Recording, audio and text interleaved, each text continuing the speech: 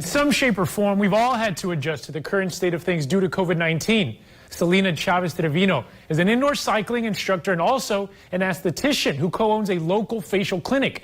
Two big parts of her life remain shut down for the time being, like many. In spite of that, she's been committed to making the best of it by thinking outside the box. She says that's all we can do at this point. As part of the executive order signed by Governor Greg Abbott on Friday to gradually reopen parts of the state, the earliest openings begin Monday, where Texas state parks will begin allowing the public to come in a limited capacity. People still need to keep their distance, wear their face masks, and have no more than 5 people in a crowd. Some state parks are the exception, and that list does include Lake Casablanca. Jerry, I'm in the middle of the street right now on Barrio Street and South New York Avenue. Just right here across the way from the house, Esperanza Felix and her family were watching the aftermath of what had happened, a fire that took their home and everything in it. What we didn't see that day was this yellow tape. This yellow tape right here signifies that the place is marked as unsafe. And this truck right here, this Ford 150 Super Cab, I'm going to get out of the way and let my photog just kind of zoom in. I'm here at the home of the Wiley Bulldogs baseball season, where they began their quest to repeat as back-to-back 4A state champs. It first began with their victory in 2016. With their 6-5 victory over Robinson in the 2017 state championship, they solidified their two-peat. Now, before we talk about a third straight championship for the Wiley Bulldogs, let's go to the last play of the game against Robinson. Bob, Monica, you might want to buckle up. On your way to Thanksgiving dinner, a new study shows Texas is home to some of the nation's worst drivers.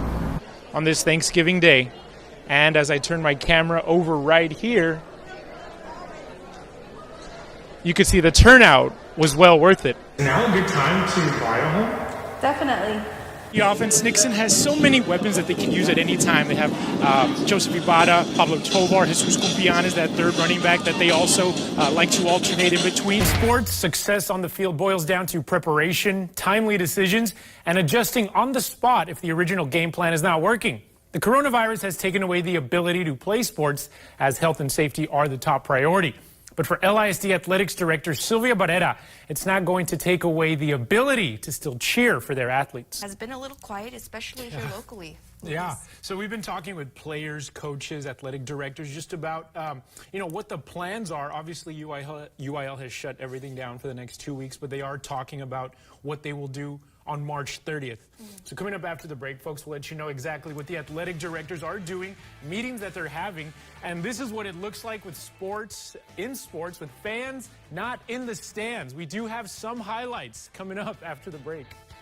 The professional league that the Tecolotes play under, the Mexican Baseball League, announced late Saturday night that the remainder of the preseason games are canceled and the start of the season has been delayed until May 11. The league is celebrating its 80-year anniversary in 2020. The Tecolotes are the only team that plays in the U.S. and Mexico. Opening day was scheduled for April 7 in Nuevo Laredo, and the following day was here at Unitrade Stadium. We're monitoring any changes that come about. And as for our local school districts, we've reached out with all 3 athletics directors of United ISD, Laredo ISD, and St. Augustine. The Alexander boys soccer team did have a scheduled game Saturday here in town at 11 a.m. versus Eagle Pass. They were ready to go and willing to play. Trying to set up a good lead for DePriest. Wide open in the box off the right foot. No defense by UTEP on that play. And a 2-0 deficit with 13 minutes to go. A backbreaker for UTEP. That was not Palacios' fault right there. Throw in. Not a small throw in. Jimerson bouncing off the chest, trying to turn off of the right foot. Has a good shot. It sends it wide off of the left side post into the back of the net. She planned that goal the moment it bounced off of her chest, and that's going to be a goal for Anna Jimerson, her second of the year, the sophomore. Tied for first on the team with Lauren Crenshaw and Vic Bodan. And yes, you are listening to mariachis. If you're picking up on the audio, it's Fiesta Night here at University Field.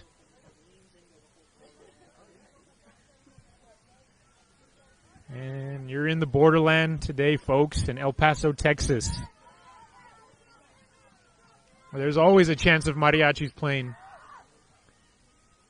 We're a couple weeks away from Selection Sunday, and I'm going to get my calendar for just a quick second, and I'm going to demonstrate to you what that means. So today is the 4th. Colleges are happy that it's the 4th because they have all of this week and all of this week, especially this week right here, to prove to the selection committee that their name should be called on the 17th right there.